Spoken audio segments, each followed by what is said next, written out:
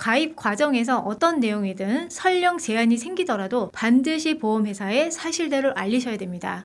안녕하세요, 보험판다TV입니다. 여러분 보험 가입할 때 혹시 이런 생각 해보신 적 있으신가요? 예전에 교통사고로 잠깐 입원했는데 이걸 꼭 고지해야 되나? 아니면 그냥 넘어가도 되지 않을까? 그런데 만약 이후에 암 같은 중병이 발생했을 때 보험사가 고지 의무 위반이다 라면서 보험금을 거절한다면 어떨까요? 오늘은요, 실제로 교통사고 입원 사실을 숨겼더라도 폐암과 무관하다면 보험금을 지급해야 한다 라고 판시한 판례를 한번 다뤄보도록 하겠습니다.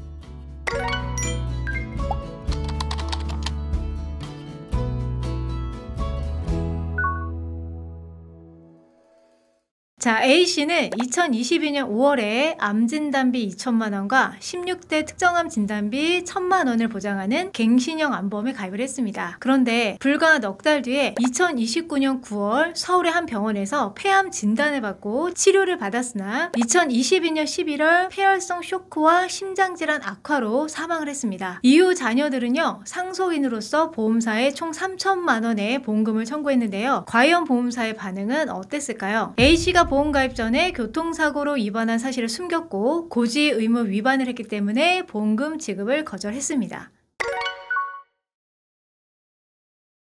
보험사의 주장을 먼저 한번 들어보시죠. 자, A씨는 2021년 1월 병원에 입원할 당시에 흉부 CT 검사 결과 폐 우상엽에 15mm 크기의 결절이 발견이 되었고 폐 반응암 의증 진단을 받았지만 계약 전 알릴 의무 질문에는 최근 3개월 이내 입원 또는 수술 여부를 묻는 항목에서 대장용조 제거를 위해 입원한 것만 답변을 하고 중요한 사항은 고지하지 않았다. 따라서 고지 의무 위반이고 계약 해지 사유에 해당한다 라고 주장을 했습니다. 그러나 유조 측이 주장하기를 당시 입원은 질병으로 입원한 게 아니라 교통사고 치료 목적이었기 때문에 폐암과는 전혀 관계가 없고 흉부 CT 역시 입원이 아니라 통원 중에 받았고 검사 결과에 대한 설명도 듣지 못했기 때문에 고지하지 않았다고 해서 문제될 게 없다 라고 주장을 했습니다.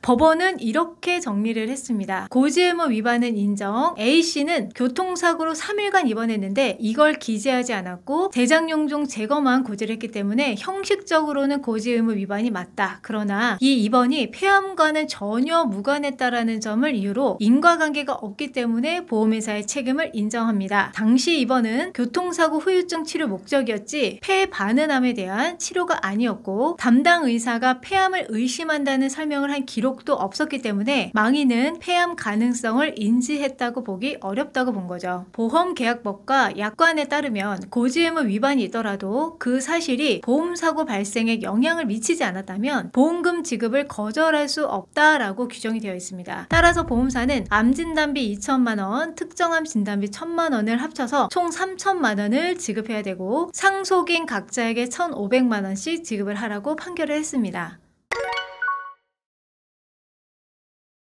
오늘 판례를 보면 고지 의무 위반이 있다고 해서 무조건 보험금이 거절되는 건 아니지만 단순한 교통사고 입원 같은 작은 병력이라도 혼자서 이건 별거 아니니까 말을 안 해도 되겠지 하고 판단하시는 거 위험합니다. 고지하지 않았다는 이유로 불필요한 분쟁이 생길 수도 있고요. 경우에 따라서는 보험금이 거절되거나 계약이 해지가 될 수도 있어요. 따라서 가입 과정에서 어떤 내용이든 설령 제한이 생기더라도 반드시 보험회사에 사실대로 알리셔야 됩니다.